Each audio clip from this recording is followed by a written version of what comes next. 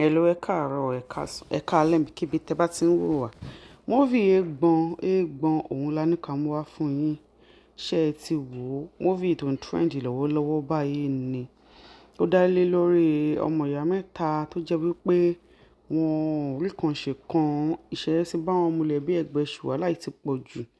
Tẹ́ bá ti wo múfì yìí, you're on a long thing. Ká tó tẹ̀síwájú, ẹ jọ̀ọ́ ẹ bá wa comment, like, ẹ share, kẹ́ dẹ̀ subscribe sí channel wa. Ẹ jọ̀ọ́ ẹ support wa ká grow channel yìí torí eléyìí tá a ní tẹ́lẹ̀ ó ti lọ, a ṣẹ̀ bẹ̀rẹ̀ channel eléyìí ni. Gẹ́gẹ́ bí mo ṣe ti ń sọ lọ, níbi tí wọ́n ti lọ bá ìyá Lámàlà ro ṣiṣẹ́ lélẹ̀ tí ó ti àbúrò ẹ̀ débi pé yẹn ń ṣe ẹ̀jẹ̀ nínú.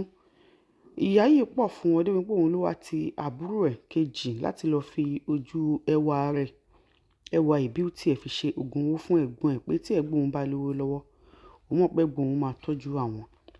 Ẹ̀gbọ́n ẹ̀ kúkú ń ṣètọ́jú wọn lóòótọ́, àmọ́ ṣé gbogbo obìnrin tẹ́gbẹ́ bá ti mú wálé ni wọn kì í máa ń fẹ́ fojú rí àbúrò rẹ̀ nítorí àléébù ojú ẹ̀ nítorí bójú ẹ̀ ṣe rí.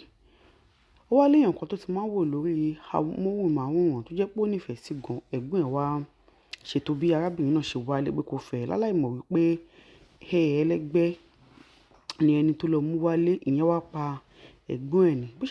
Bó ṣe ti dé ni àbúrò ti mọ̀ wípé iṣẹ́ ibi ni arábìnrin wá ṣe nínú ilé ẹ̀gbọ́n òun, ohun tí ò fi gba ti ẹ̀ ní wá sọ fẹ́ ẹ̀gbọ́n ẹ̀ pé òun ò fẹ́ kó fẹ́ mọ́ pé kó jẹ́ kó padà síbi tó ti ń bọ̀. Àmọ́ ṣá ẹ̀gbọ́n ẹ̀ ní kò sí bí ìyẹn ṣe ṣe é ṣe o, pé kò lè ṣe é ṣe pé torí pé òun ti mú wálé, òun náà ló lóun nífẹ̀ẹ́ sí. Wọ́n ṣà ń ja lọ jà bọ̀ àbúrò yìí náà torí nǹkan tó wà lójú ẹ̀ kò rí ọkọ fẹ́. Gbogbo ọkùnrin tó bá ti ń pàdé ló máa ń sọ fún mi pé àwọn ò lè fẹ́ nítorí bójú ẹ̀ ṣe rí. Ẹ má gbàgbé ká tó tẹ̀síwájú, ẹ jọ̀ọ́ ẹ bá wa comment, ẹ like, ẹ share, kẹ́ dẹ̀ subscribe. Ẹ like, kẹ́ share, kẹ́ subscribe sí Tiwantiwa Hood TV.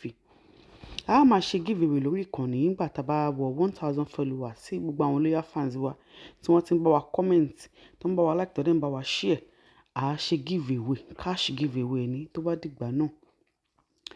Tó bá dẹ̀ pé recharge card giveaway náà ni, ètò bá ti yọ náà ni a máa ṣe.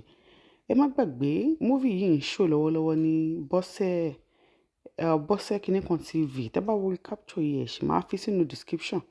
Lẹ́yìn Bọ́sẹ̀ Ebolo bí nǹkan kan TV ni ó ti ń show. Ẹ gbìyànjú kẹ́ ẹ lọ wò ó. Tẹ́ bá ti wò tó ń ṣeré, tẹ́ bá nífẹ̀ẹ́ sí jù ń bẹ́ ẹ jẹ́ ká mọ̀. Ẹ padà wá sí comment section yìí kẹ́ wá sọ fún wa. Ẹni tí a rò bó deliver rose ẹ̀ dáadáa nínú eré yìí, ẹ gbìyànjú kẹ́ jẹ́ ká mọ̀ ní comment section. Tẹ́ bá rò pé eré yìí jẹ́ kó ní apá kejì, kó jẹ́ kó parí síbi tí ó yẹ kó parí sí. Lẹ́ẹ̀kan náà, ẹ gbìyànjú ẹ jẹ́ ká mọ̀ ní comment section ká lè fi tó wọn létí. Àwọn ṣá múfì yìí wà emotional, tẹ́ ẹ bá ń wò lọ́wọ́ ẹ má jẹ oúnjẹ aláta.